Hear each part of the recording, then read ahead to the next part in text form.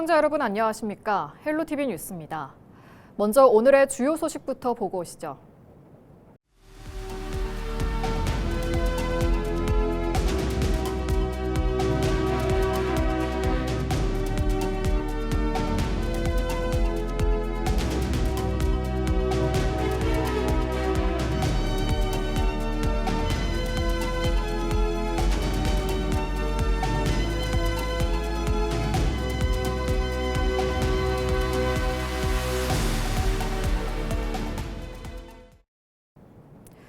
부산과 창원 마산을 잇는 부전 마산 복선 전철은 김해 교통지형을 바꿀 핵심 노선으로 꼽혀왔습니다.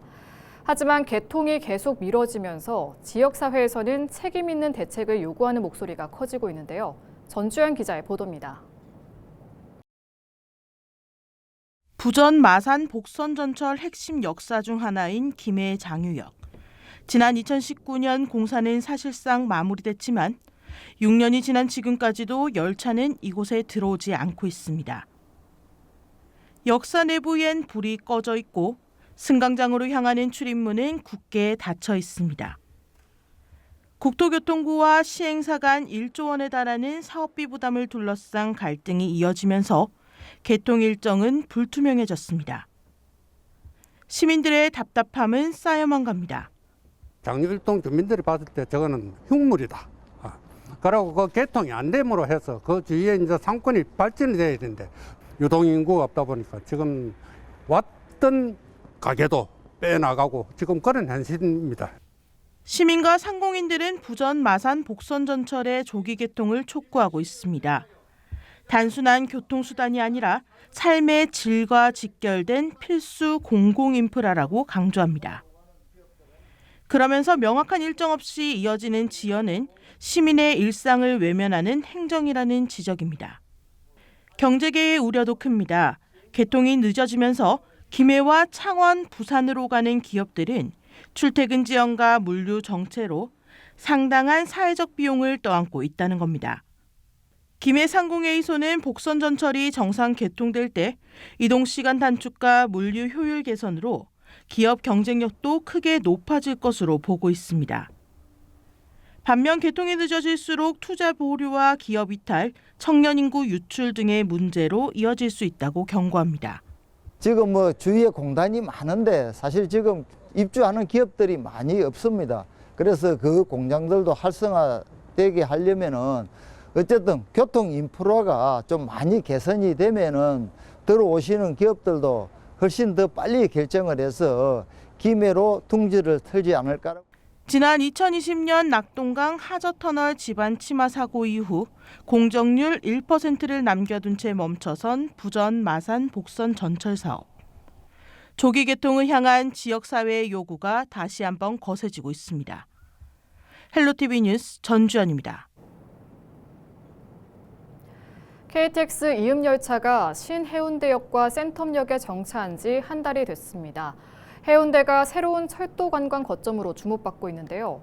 해운대구는 철도와 연계한 관광 활성화 전략을 본격화하고 한국철도공사 부산경남본부와 협력해 이용객 편의 개선에도 나설 계획입니다. 차선영 기자가 보도합니다. KTX 이음 신규 정차역으로 지정된 이후 한 달, 하루 8차례 정차하는 신해운대역 이용객은 13,567명으로 집계됐습니다. 하루 평균 399명이 열차를 이용했고 편당 평균 약 10명이 승하차한 것으로 나타났습니다. 하루 2차례 정차하는 센텀역은 같은 기간 1,802명이 이용해 하루 평균 53명, 편당 약 26명이 이용한 것으로 확인됐습니다. 해운대구는 KTX 이음 정차 이후 수도권과 해운대로 오가는 이동 시간이 줄면서 관광과 비즈니스 수요가 꾸준히 늘고 있는 것으로 보고 대응에 나섰습니다. 먼저 철도 관광 활성화를 위한 협력 네트워크를 구축하고 지역 관광 자원을 활용한 철도 여행 상품 개발을 위해 코레일과 업무 협약을 체결했습니다. 코레일 역시 이용객 편의 향상에 적극 나설 방침입니다. 그래서 계속 증가하는 관광객 대비해서 철도공사의 안전설비라든지 고객들이 이동 동선에 대해서 더욱 신경을 쓰고 구청과 함께해서 관광객들이나 철도를 이용하는 고객들의 편의시설 증진하는 데 그 목적이 있겠습니다. 해운대구는 오는 3월부터 신해운대역에 외국어 통역이 가능한 관광 안내소를 설치하고 환승객을 위한 휴식 공간도 마련합니다. 야간 도착 승객을 위한 경관 조명도 설치됐습니다. KTX 승차권을 제시하면 해변 열차 등 해운대 주요 관광시설에서 할인 혜택을 제공받을 수 있고 오는 4월부터는 센텀시티 일대와 전통시장에서 기념품 증정 행사도 시작하기로 했습니다. 철도 관광 시대를 맞이해서 철도와 연계된 상품도 많이 개발하고 세계적인 관광도시 해운대의 매력을 더 발산시켜 나가도록 하겠습니다. 그리고 이제 그 두 계획에 대한 접근성도 높여 나가고요. KTX 이음 정차를 계기로 해운대가 수도권과 동남권에 있는 새로운 교통축으로 자리매김하고 지역 경제 활성화로 이어질 수 있을지 주목됩니다. 헬로티비 뉴스 차선영입니다. 수영만 요트 경기장 재개발을 둘러싸고 마리나 선박 대여업자들이 영업권 보장을 촉구하고 나섰습니다. 마리나 선박 대여업 협동조합은 최근 부산광역시와 시행사, 현대산업개발 등이 참여한 4자 협상에서 약속한 대로 공사기간 계류장 존치 방안을 재검토하기로 했다고 밝혔습니다. 조합 측은 실시 협약에 공사 중 운영이 명시돼 있다며 전면 퇴거 방침은 부당하다고 주장했습니다. 또 임시 계류 허가증 발급과 행정 대집행 대상 제외 등 행정적 지원을 통해 영업권을 보장해달라고 요구했습니다. 조합은 상생을 위한 기업과 행정당국의 책임 있는 결단을 촉구하고 있습니다. 창녕의 한 돼지 농장에서 아프리카 돼지열병이 발생했습니다. 올해 들어 전국에서는 7번째며 경남에서는 첫 사례입니다. ASF 중앙사고수습본부는 지난 3일 창녕군 대한면의 한 돼지 농장에서 폐사가 잇따르고 있다는 신고가 접수돼 정밀 검사한 결과 아프리카 돼지열병이 확진됐다고 4일 밝혔습니다. 이 농장에서는 돼지 2,400마리를 키우고 있는 것으로 알려졌습니다. 경상남도와 ASF 중수부는 긴급 행동지침에 따라 발생 농가를 비롯한 500m 내 가축돼지 3,900마리를 긴급 살처분할 계획입니다. 또 5일 새벽 2시 30분까지 창녕군과 인접한 합천과 의령, 함안 등 8개 시군 돼지 농장과 도축장, 사료공장 등 축산 관계시설 종사자와 차량에 대해 일시 이동중지 명령을 내렸습니다. 아프리카 돼지열병은 돼지와 야생 멧돼지를 감염시키는 바이러스성 질병입니다. 고열과 구토, 출혈, 폐사하거나 임신한 돼지는 유산 등의 증상이 나타납니다. 사람에게 직접적인 위험이 없고 다른 동물에게 감염되지 않지만 현재 치료법이나 상용 백신이 없고 바이러스 특성상 환경에서도 오래 생존합니다. 만덕 센텀 도시 고속화도로 개통을 앞두고 부산시가 4일 오후 안전점검을 실시했습니다. 시는 현장의 배연 설비 작동과 공기 흐름 제어 상태를 점검하는 등 실제 화재 상황을 가정한 대응 훈련을 하고 교통 안전시설물 설치 상태와 교통 관리 체계 운영 준비 상황도 점검했습니다. 만덕 센텀 도시 고속화도로는 북구 만덕동과 해운대구 재송동을 연결하는 총 길이 9.62km, 왕복 4차로 규모의 대심도 터널로 오는 10일 개통됩니다. 도로가 개통되면 만덕 센텀 구간 통행 소요 시간이 기존 41분에서 11분으로 단축되고 연간 통행 비용 648억 원이 절감된다고 부산시는 밝혔습니다. 오는 10일 대심도 도로 개통을 앞둔 가운데 인근 주민들은 교통과 주거 환경 피해를 호소하고 나섰습니다. 해운대구 센텀파크 1차 아파트 주민들로 구성된 대심도 비상대책위원회는 부산시청 앞에서 기자회견을 열고 상습 정체 구간에 대심도 도로가 연결되면서 교통 혼잡이 더 심각해질 것이라고 호소했습니다. 또 개통 이후 교통량 증가에 따른 소음과 진동, 분진으로 아이와 노약자의 건강 피해도 우려된다고 밝혔습니다. 주민들은 완충 녹지 축소와 미흡한 안전시설로 사고 위험도 커지고 있다며 부산시의 책임 있는 대책 마련을 촉구했습니다. 의령군이 4일 청년 근로자 공공임대주택 100세대 건립 착공식을 열었습니다. 의령군은 지역의 첫 청년 아파트로 지역 청년의 정주 여건 개선과 근로자 유입 등 두 가지 효과를 기대하고 있습니다. 공공임대주택은 의령군 의령읍 동동리 1692번지에 들어섭니다. 총 사업비는 국비와 군비, 주택기금 등 315억 원이 투입돼 지상 5층과 연면적 8,122제곱미터 4개 동으로 지어집니다. 환경단체들이 이재명 대통령에게 낙동강 녹조 문제 해결과 자연성 회복 대책을 촉구했습니다. 마창진 환경운동연합 등은 4일 경남도청 앞에서 기자회견을 열고 오는 6일 열리는 경남 원탁토론에서 보수문 개방과 취양수시설 개선에 대한 대통령의 분명한 입장 표명을 요구했습니다. 이들은 녹조 원인으로 4대강 사업으로 설치된 보를 지목하며 2027년 상반기까지 취양수시설 개선 사업을 완료하기 위한 예산 확대가 필요하다고 강조했습니다. 가덕도 허브 공항 시민추진단 등 부산시민사회단체가 가덕도 신공항 부지조성공사 입찰을 앞두고 공기 연장에도 불구하고 기본계획과 입찰 구조가 그대로 유지되고 있다며 전면 재검토를 요구하고 나섰습니다. 시민단체는 공기가 106개월로 늘어났음에도 불구하고 국토교통부가 수요 추계와 확장성, 공항 위계를 변경하지 않은 채 입찰을 추진하고 있다고 지적했습니다. 또 현재 구조가 특정 대기업 중심으로 고착화돼 경쟁과 공공통제력이 약화되고 향후 공사비 증액과 사업 지연 위험이 반복될 수 있다고 우려했습니다. 시민단체는 수요 산출 근거 공개와 함께 미래 확장을 전제로 최소한의 배치 계획 조정을 거친 뒤 공사를 시작해야 한다며 국토부와 가덕도 신공항 건설공단의 기본계획 재검토를 요구했습니다. 창녕군과 창녕경찰서가 창녕경찰서 신축 이전을 위한 국공유재산 등가 교환 협약을 체결했습니다. 이번 협약은 창녕군이 조성한 신축 부지와 현재 창녕경찰서가 사용 중인 건물과 토지를 상호 교환하기 위해 마련됐습니다.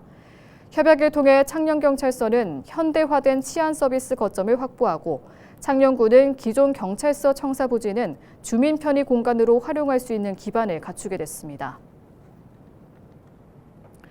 부산시가 지역 향토기업인 화승코퍼레이션과 370억 원 규모의 부산 실증 테크센터 건립을 위한 투자 양해각서를 체결하며 첨단 연구개발 거점 조성에 본격 착수했습니다.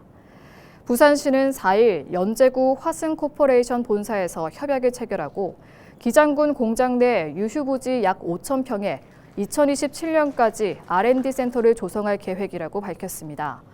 해당 센터는 피지컬 AI와 로보틱스, 신소재 탄성체 기술을 실증, 검증, 사업화하는 전략 거점으로 활용되며 연구개발 인력 260여 명의 이전과 신규 고용도 함께 추진됩니다. 경남 학교 비정규직 노동자들이 기자회견을 열고 명절 휴가비 차별을 끝내야 한다며 설 전에 교섭 타결을 촉구했습니다. 경남 학교 비정규직 연대회의는 4일 경남교육청 앞에서 기자회견을 열고 직무와 무관한 복리후생수당인 명절 휴가비에서조차 정규직과 다른 기준을 적용하는 것은 명백한 차별이라며 공교육 현장에서 자행되고 있는 구조적 차별의 상징이라고 말했습니다. 그러면서 명절 휴가비 정률제 도입을 전제로 설 명절 전 교섭 타결을 강력히 요구한다며 교육당국이 타결할 수 있는 안을 내놓지 않으면 3월 신학기 총파업을 포함한 강도 높은 투쟁에 돌입할 것이라고 강조했습니다. 현재 전국 학교 비정규직 연대회의는 교육당국과 임금체계 개편, 명절 휴가비 인상 등 처우 개선과 관련해 교섭을 이어가고 있습니다. 광안대교 하판에서 도로 청소 작업 중이던 인부들이 차량에 치이는 사고가 발생했습니다. 사고는 3일 오전 9시 25분쯤 광안대교 하판 센텀 방면 1차로에서 발생했습니다. SUV 차량이 청소 작업 표시 등을 켜고 저속주행하던 도로 청소 차량을 들이받았고 이 충격으로 주변에서 작업 중이던 인부 2명이 함께 사고를 당했습니다. 이 사고로 인부 1명이 중상을 입는 등 모두 5명이 다쳐 병원으로 옮겨졌으며 다행히 생명에는 지장이 없는 것으로 알려졌습니다. 남부경찰서는 차량 블랙박스 등을 확보해 정확한 사고 경위를 조사하고 있습니다. 4일 아침 8시 40분쯤 부산 강서구 강동동의 한 프라이팬 손잡이를 생산하는 비닐하우스 작업장에서 불이 나 70대 남성이 숨졌습니다. 이 불로 작업장 내부에 있던 50대 관계자 남성 한 명이 숨진 채 발견됐으며 소방당국은 숨진 남성이 소화기로 초기 진화를 시도하다 미처 대피하지 못한 것으로 보고 있습니다. 화재 당시 검은 연기가 치솟으면서 관련 신고가 21건 접수됐고 소방대원 85명과 장비 28대가 투입돼 진화 작업을 벌였습니다. 경찰과 소방당국은 정확한 화재 원인과 재산 피해 규모를 조사하고 있습니다. 4일 오전 8시 40분쯤 김해시 대청동 창원터널 인근에서 차량 화재가 발생했습니다. 운전자는 스스로 대피하면서 인명피해는 없었지만 차량이 모두 불에 타면서 소방서 추산 1,100만 원의 재산 피해가 발생했습니다. 이날 화재로 창원터널 창원 방향도로는 한때 차량 정체가 이어졌습니다. 경찰과 소방당국은 정확한 화재 원인과 피해 규모를 조사 중입니다.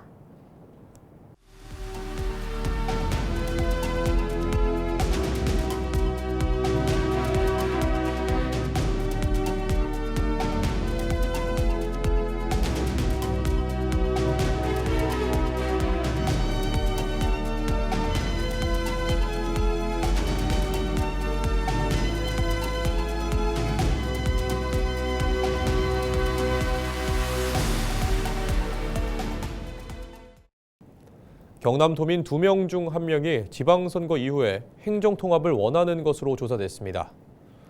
경상남도는 3일 경남도청 프레스센터에서 기자회견을 열고 경상남도 행정통합 관련 도민 여론조사 결과를 발표했습니다. 통합 시기에 대한 질문에 응답자 53.1%가 오는 6월 지방선거 이후인 2028년 또는 2030년을 선택했으며 조기 통합을 지지한 응답자는 30.1%에 불과했습니다. 또 응답자 75.7%가 가장 바람직한 절차로 주민 투표를 선택했으며 지방의회 의결은 12.7%에 그쳤습니다. 경상남도 김기영 기획조정실장은 행정통합과 관련해 자치권 확보와 재정 분권, 주민투표 등은 실제 도민 의견 조사에서 나타났다고 밝혔습니다.